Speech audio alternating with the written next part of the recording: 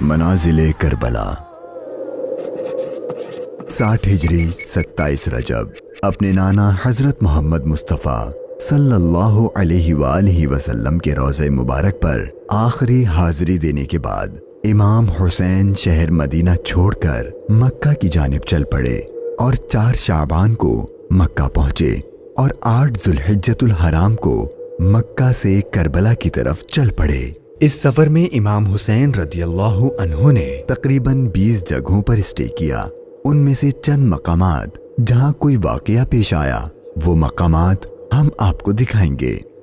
पहली डेस्टिनेशन बुस्तान इब्ने आमिर क्रॉस करने के बाद जब इमाम हुसैन रदियल्लाहु अन्हु दूसरी मंजिल सफ़ाह पर पहुंचे तो वहां आपकी मुलाकात अरबी के एक मशहूर शायर फरजदक से हुई जो बाय चांस कूफा से ही आ रहा था।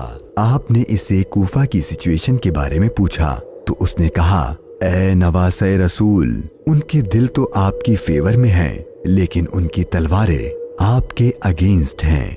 इमाम हुसैन का तीसरा स्टे जाते इर्क नामी सुनसान और वीरान जगह पर हुआ जहां एक शख्स बशीर बिन गालिब ने इमाम हुसैन के काफले वालों को टेंट्स लगाते देखा तो वो बड़ा हैरान हुआ। फिर उसने आकर इमाम हुसैन से मुलाकात की तो दौरान गुफ्तगू इमाम हुसैन ने उसे अपने सफर का मकसद बताया और साथ अपनी शहादत की खबर भी दी। इमाम हुसैन का चौथा स्टे हाजिज था।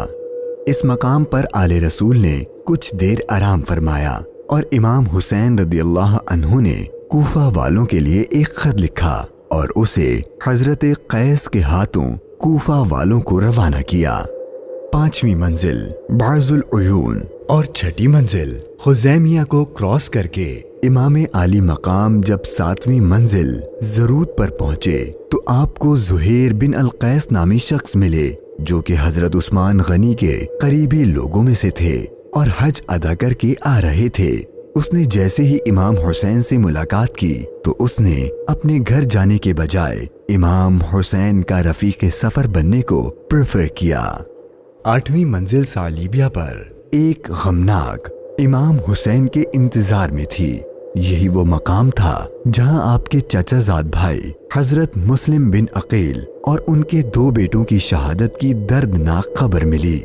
इस पर आपने खुतबा इरशाद फरमाया और हालात की संगीनी से काफले वालों को आगाह कर दिया ताकि कोई जाना चाहे तो चला जाए, लेकिन आपके साथ सफर शुरू करने वालों में से किसी ने पीठ न फेरी। मुश्किलात में इजाफा और जर्नी डिफिकल्ट होती जा रही थी क्योंकि इब्ने जियाद गवर्नर कूफा को इमाम हुसैन के आने की खबर मिल गई थी और उसने अपने बहादुर और माहिर कमांडर हुर को 1000 का लश्कर देकर इमाम हुसैन को गिरफ्तार करने भेज दिया।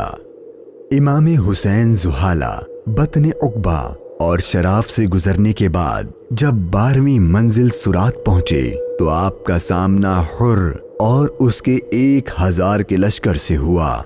इस रेगिस्तानी इलाके में हुर और उसके लश्कर वालों का प्यास से बुरा हाल हो चुका था और उनके पास पानी भी नहीं था तो इमाम हुसैन ने उनको अपने हाथ से पानी पिलाया। फिर आपने उनके सामने तकरीर की और जब आप ज़ोहर की नमाज पढ़ने के लिए खड़े हुए तो आपके काफिले वालों के साथ हुर के लश्कर ने भी आपके पीछे नमाज पढ़ी।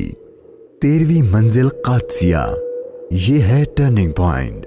इमाम हुसैन रदियल्लाहु अन्हु को जाना तो कूफा था लेकिन आपने रास्ता तब्दील कर दिया और आप करबला की तरफ चलना शुरू हो गए।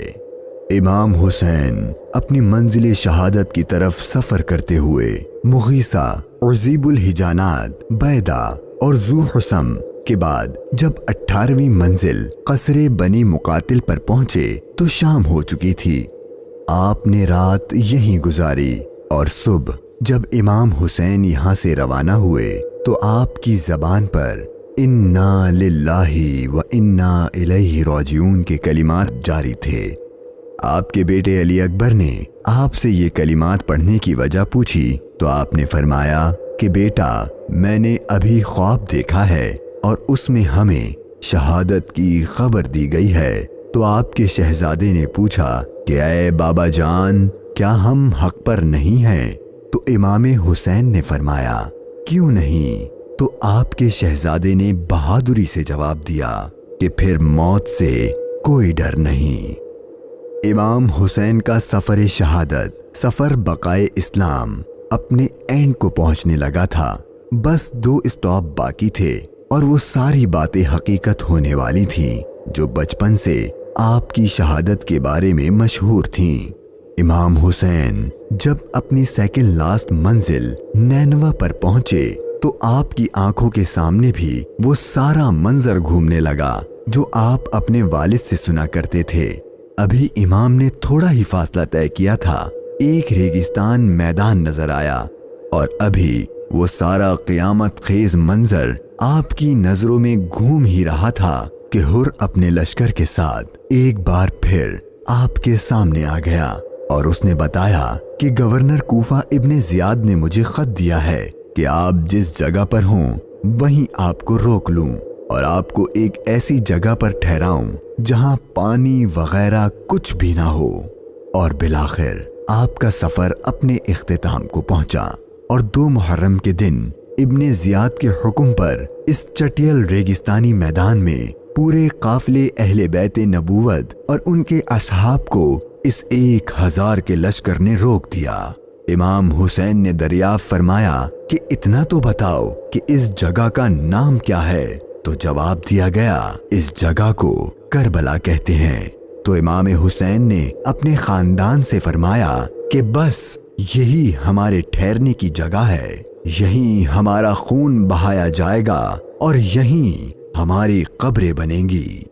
یہاں یزیدی فوج کی گستاخیاں دیکھ کر امام حسین کو سب سے پہلے روکنے والے حضرت حر رضی اللہ عنہ امام حسین کی بارگاہ میں معافی مانگ کر حاضر ہوئے اور اپنی جان آپ پر قربان کر دی۔ یہی کربلا کا میدان آپ کے طویل سفر کی 20ویں اور آخری منزل تھی، اور 8 دن بعد اہل بیت اطہار پر ظلم و ستم کر کے آپ پر اور اہل بیت پاک پر پانی بند کر کے آپ کے ساتھیوں کو بھوک اور پیاس کی حالت میں شہید کر دیا گیا۔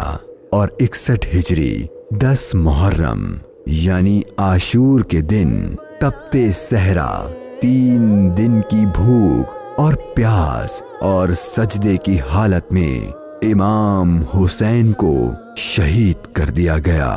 انا للہ و انا الیہ راجعون۔